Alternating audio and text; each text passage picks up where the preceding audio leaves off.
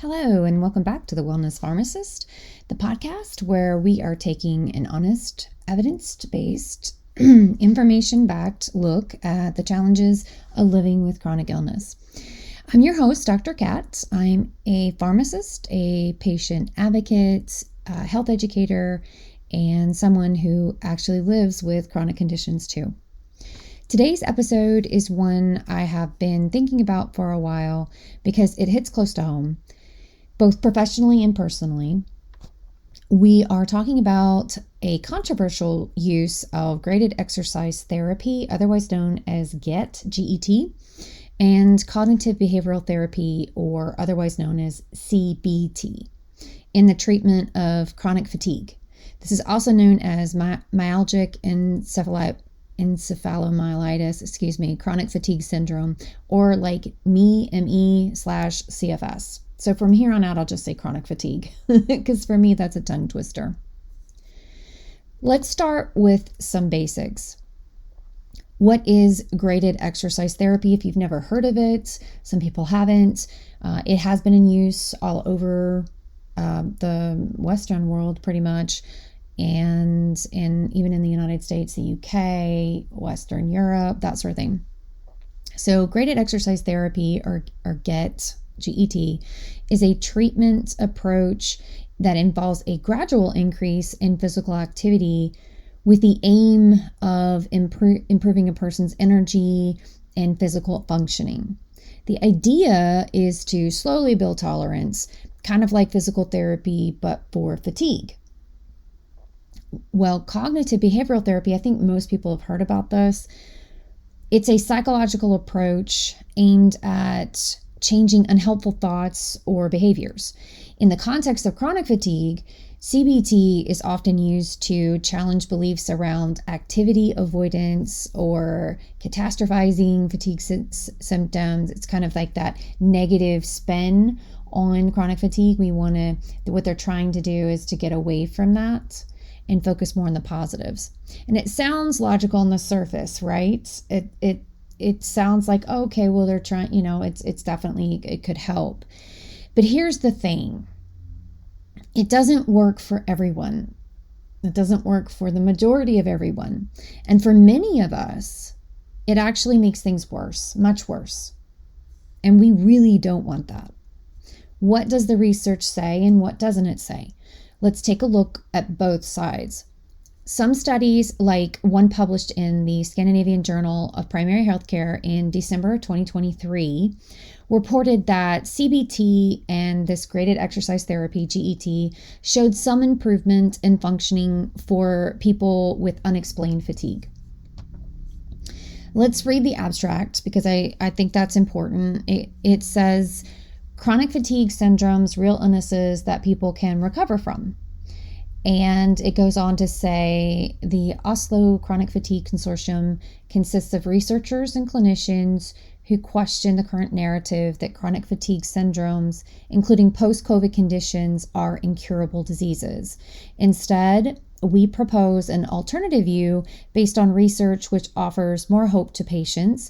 While we regard the symptoms of these conditions as real, we propose that they are more likely to reflect the brain's response to a range of biological, psychological, and social factors rather than a specific disease process. Possible causes include persistent activation of the neurobiological stress response, accompanied by associated changes in immunological, hormonal, cognitive, and behavioral domains. We further propose that the symptoms are more likely to persist if they are perceived as threatening, and all activities that are perceived to worsen them are avoided. We also question the idea that the best way to cope with the illness is by prolonged rest, social isolation, and sensory deprivation. Instead, we propose that recovery is often possible if patients are helped to adopt a less threatening understanding of their symptoms and are supported in a gradual return to normal activities. Finally, we call for a much more open and constructive dialogue about these conditions.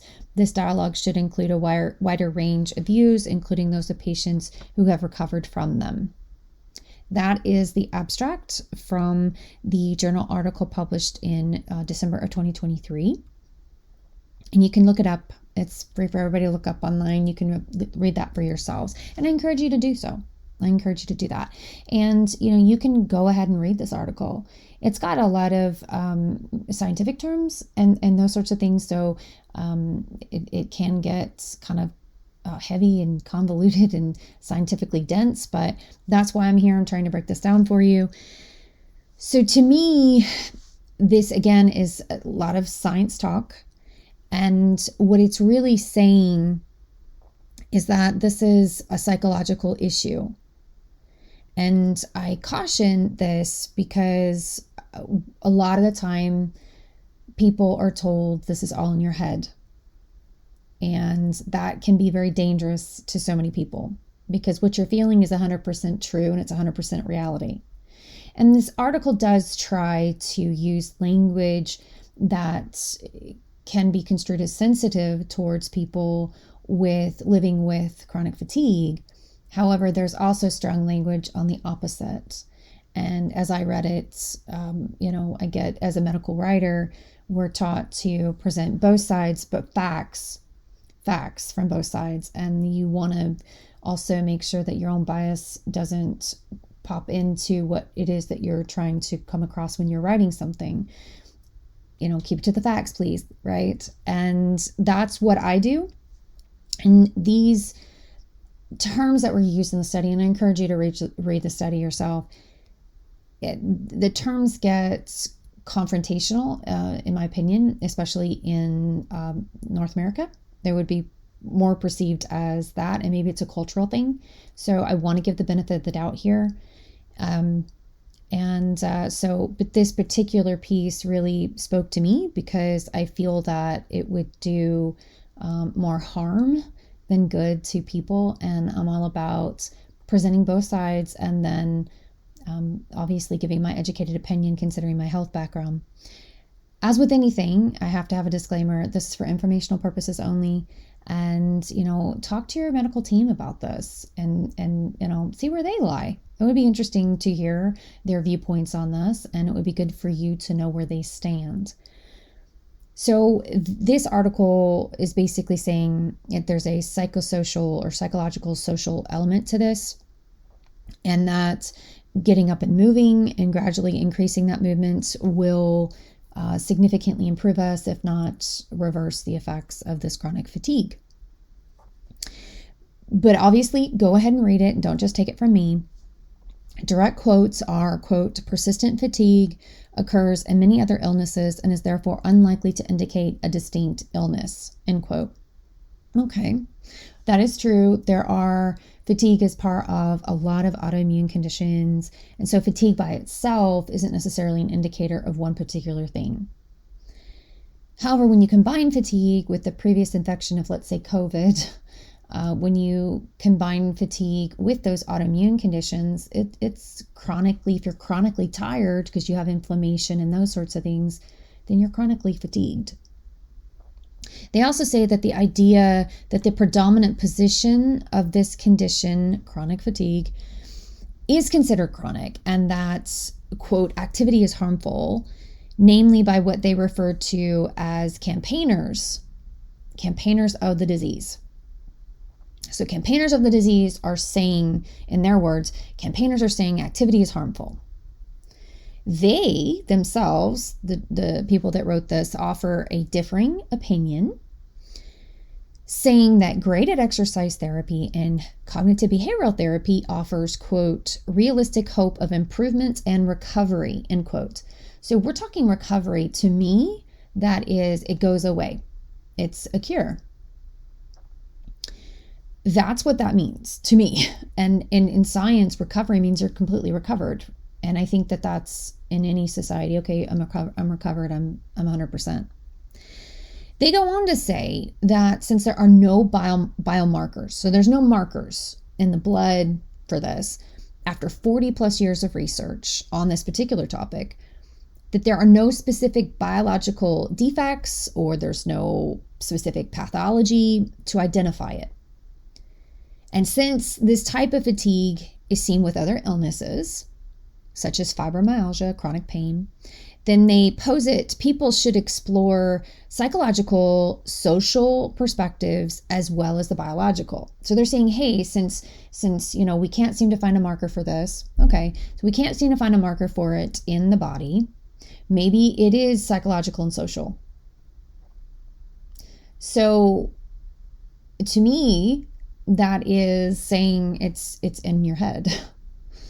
And I can, say it's not for most people that are going through this. If we are going through something, it's always a good idea if it's, if we have somebody to talk to and if we can afford it, especially in the United States, I know that system very well. That kind of care is unaffordable for most people. I always say if you can take time for yourself, learn breathing exercises, learn coping mechanisms, that obviously helps. I mean, in any situation with autoimmune, so that's not necessarily a bad recommendation or suggestion. It's just, I have an issue with people saying it's basically just in your head because we haven't been able to find a marker. It's got to be psychological. I don't think that sticks to the facts. Just because we haven't found something in 40 plus years doesn't mean it doesn't exist. Doesn't mean that the marker isn't necessarily there. It just mean that we haven't developed the resources to find that marker. Or maybe the marker is there. We just haven't found it yet. And it's not like, we haven't had a cure for cancer, all cancers yet. Doesn't mean it doesn't exist. Yes, there are markers for it. But with chronic fatigue, there tend to be, you can look at C-reactive protein levels, you can look at inflammatory levels and those sorts of things, and you can write them off as being part of an autoimmune response or something like that. I don't, because again, if the person is chronically fatigued, meaning more than, if this is going on for more than 3 to 6 months and you just can't get out of bed and the actual, let's say, viral infection has gone away, then I say we have a problem. And that's coming from science. So these people suggest that we should explore psychological, social perspectives as well as the biological, and that on the surface is good. However, not so good when you think it's just all in somebody's head. The emphasis here is on the psychological and social and not on the biological. The language, again, in this piece is surprising to me as a medical writer. Again, maybe this is a cultural thing. We aim for impartiality and we report just the facts, ma'am. But it wasn't the case here. For instance, they do report regrets, their word regrets, that people have, quote, suffered. They use the term suffered by dismissal from doctors, physicians, medical staff, and that has apparently, obviously, and it has been going on for over the last several decades. And that these people may feel, and they use the term stigmatized by that dismissal, which has been reported by many people living with chronic fatigue. I know I've been brushed aside. I have it. And I know I've been brushed aside and dismissed. And so that is true. We have been stigmatized and people just don't say it, right? You don't say that part out loud, right? You don't want to be looked at like that. So you just, and if you do, then I've been dismissed by too many people. They also go on to say, though, that, quote, we are also aware that some people, that some feel that this dismissal justifies a defensive narrative that decries the involvement of psychological and social factors and promotes the idea of an incurable physical disease. End quote. So, again, like I said, defensive narrative that decries the involvement of psychological, social factors and promotes incurable physical disease. Okay, to me, that is where we start getting a little defensive in nature. To me, that's projection on their part. Again, my opinion. It goes further in suggesting that people want to somehow continue this thought that it's incurable, and any pushback whatsoever, any pushback on the physicians, towards the physicians, okay, may lead to healthcare professionals being, quote, and I quote, attacked, harassed, and unfairly charged with conspiring against vulnerable patients, end quote. Number one, I don't like the term patients because I've lost my patience. I consider myself a client. So I've always been an advocate for that. But that aside, so attacked, harassed, and unfairly charged with conspiring against vulnerable patients. Okay, that's pretty strong. That's strong words there. I don't know what's happened to these physicians. I don't. And maybe they have been. And that's not good either. Perhaps, too, they're not listening. And in medical science, we must listen. We must. It is our duty and our oath to first do no harm. And so if we have somebody that is is aggressive, is assertive, is saying that these physicians are conspiring against them, that means what? If somebody comes across that way to me, they have been dismissed before and they've had it. They're done. And so any kind of perception of pushback, which these physicians seem to be pushing back pretty strongly, well, of course they'll get upset and angry. And of course they've just had it. That's it. They're going to come back at you because something is wrong with them and they know it. Just because you can't pin it down or just because you think, if you're telling them, well, it's just psychological, they're going to get really upset. And they have every right to, because that's dismissive. So of course. So again, I say, if that is happening, we're not doing our job as healthcare providers. We're not listening. We must listen. I think the vast majority of the world could use psychological help. It's not available to a lot of people, especially in the United States. It's just financially unavailable. I mean, there may be access. But right now, there's really not. There may be, though, but they can't afford it. So to say something like that is very insensitive, and it's not taking in the whole picture here. So if they are being attacked, if they're being harassed, it's because something was said in an insensitive enough fashion, and these people have gone through it enough that was it, and then they push back. So we must do a better job as healthcare providers. If anybody out there is a healthcare provider listening, we must do a better job at this. We must be listening more and stop with, we can explore other avenues, but not in the light of, hey, this is all in your head, because that will not sit well. They feel these actions are not good science, and that's what basically they said. It's not good science. I believe in science. I believe that science is factual. Needs to be, it must be. But from this particular journal article, unfortunately, this to me does not seem scientific. It's biased. So how is it biased? As a medical writer, we are taught certain things. So I looked up the conflicts of interest of these particular authors. Many have their own practices in psychological social services. Well, they stand to gain money from that. That is a bias. And maybe it's a subconscious bias. It's still a bias. And they've also written self-help books. Well, then if this is the case, then people go, okay, it's a vulnerable population, and it really is a vulnerable population. And they may not like me for saying that. It is. Because people going through this, it's not in your heads.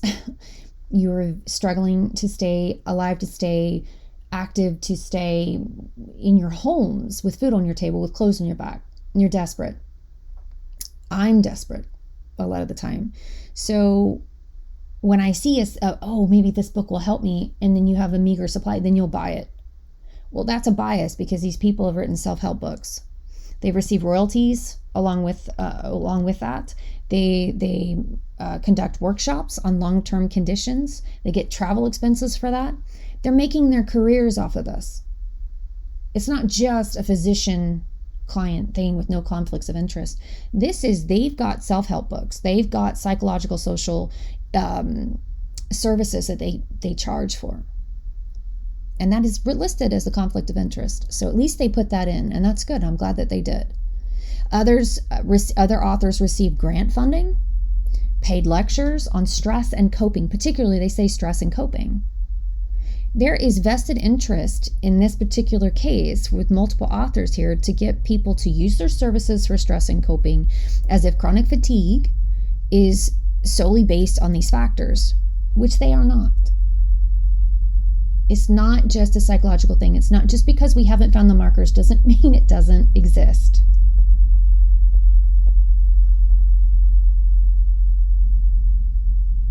Sure, they do say we need to continue searching for physiological factors, and that is very, very true, and that's good, and I'm glad that they did that. But their intent speaks otherwise, and their paychecks from the workshops, books, and grants that focus solely on this psychosocial aspect, that's not what chronic fatigue is. And just because, again, we don't have a biomarker for this or some kind of marker doesn't mean one doesn't exist. There are a ton of diseases like this. We don't have the full picture. We don't know exactly why autoimmune, why some people get psoriasis, other people get lupus, other people get RA, Crohn's, ulcerative colitis. The list goes on and on. It doesn't mean it doesn't exist. Let's not stop there, though. Another large-scale review by the Cochrane database in 2017 suggested similar outcomes as the Scandinavian article did in 2023. So this is going, from years and years. This is something that just keeps going. That CBT and graded exercise therapy might help improve fatigue and daily functioning. Here's the red flag for me. The Cochrane review itself was heavily criticized for including studies with methods that were flawed, lack of objective measures, and poor long-term data. Many of the participants in those studies didn't even meet the stricter chronic fatigue diagnostic criteria, the MECFS diagnostic criteria.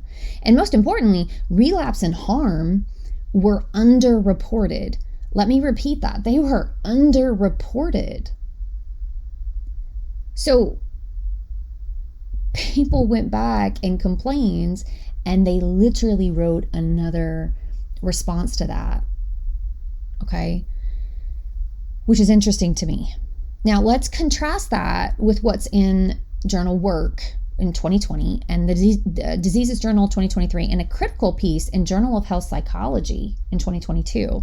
These studies and commentaries speak directly to patient-reported harm, post-exertional malaise, PEM, post-exertional malaise, which is fatigue within 12 to 48 hours up to 72 hours after exercising. So it hits you 12 hours later, or 24 hours later, or 48 or 72 hours later. And the fact that MECFS is a physiological disease, not a psychological one. In those studies, and there's many more studies about this on the flip side of what this Scandinavian article, and there are other UK articles, Cochrane database articles that suggest GET, graded exercise therapy, and CBT are the thing to do in chronic fatigue. On the other hand, these in Work and a Journal of Health Psychology, right? There are these that say, no, it's not psychological. This is a physiological disease. They emphasize that graded exercise therapy can cause significant deterioration in physical health, especially when it ignores this hallmark symptom of post-exertional malaise. And I don't know why you would ignore post-exertional malaise. I don't, because it hits hard. PEM. This is, again, a worsening of symptoms after even minimal activity, physical or mental. Mental. And I've had that too. It's crazy. Again, as I've said, I've experienced these things. So let me speak plainly as someone who lives with chronic fatigue. Anytime I have been told to just move a little bit more or push gently. I don't know how you push gently. Pushing it's opposite. If you push, it's push. And we're going to hear the first word, push. We're not going to hear the last word. Push yourself gently. We're not going to hear gently. We will hear push. That's psychological. How do I know? I have a degree in psychology too. So anytime we're going to hear the first word, we're going to hear push. But push yourself gently. If I hear that, it backfired. And I've had this my entire life since I was a child. It wasn't diagnosed as a child because we didn't understand it. And I'm near 50. I have a lot of life experience. And now, it took some time for people doctors to start going, oh, wait a minute, you have chronic fatigue. And then it's like, yes, I do. And anytime that I tried to gradually increase my activity level, oh man, I got way sicker. And it is post-exertional malaise. It is. I have post-exertional malaise. I would keep trying, and I've tried over the decades. I keep trying, and I crash every time. For me, it's within 12 to 24 hours, and I really crash hard. And each time I'm crashing, as I get older, I crash harder and harder. I lost more days to fevers and pain and swollen lymph glands, bone-crushing fatigue, brain fog, couldn't think, couldn't put words together. It felt like, I have to say, it felt like my limbs were like lead, like they were, or somehow encased in cement. It was heavy. I guess people can understand if you've never had this particular illness, that it's like you've been swimming all day and you get out and your arms you get out of the pool and your arms are just like, whoa. Your legs are like, whoa. That's not healing. I'm not healing because I'm doing that. I just make myself worse. And I've had so many well-intentioned doctors too, and they're well-intentioned. They're well-intentioned doctors that are trying to find something for this, and have in the past said, push gently. And then I do, and then this happens. Because, hey, they're the doctor, right? They know best. Here's the thing. We're just kind of having educated guesses for a lot of this stuff. We see what works over time and what doesn't, and then we go back and change the guidelines. That's very simplified, but we do recommend immunizations. Those work. We recommend a rest if you're sick, right? Well, people are sick. Our bodies are working overtime. And until we figure out the real reason why, we need to be very careful in our suggestions. Again, I would like to say, I've heard lazy before in my own situation. It's not laziness. It's not. It's not fear of activity, like it's suggested in many articles. It's biology. Our bodies are trying to tell us something that we can't scientifically necessarily prove, but it doesn't mean it doesn't exist. It doesn't mean it's all psychological. To be told to try harder, or that I'm not doing enough, when I'm already operating at less than 10%. Some days it feels like I'm in a negative. Most days it feels like I'm negative. It feels cruel. And I know I'm not alone on this. I've heard from people. The stories are everywhere. Just look it up. Go to Reddit. Go wherever. I mean, there are groups, everything. This is very real, and it's very damaging to not be listened to and not be really heard, and to consider that we don't know it all. These people are consistent, and they're consistently being ignored. They're not being listened to. Why does this need to change? So despite the mounting evidence and the people living with it, their outcries, many physicians still recommend graded exercise therapy and CBT as frontline treatments for MECFS, for chronic fatigue. This is unacceptable in my opinion. It reflects a dangerous bias that fatigue is in the mind, and a continued minimization of people's experiences and their autonomy. Can it help a certain population? There are studies to show yes, it can. Maybe. That's not the point here.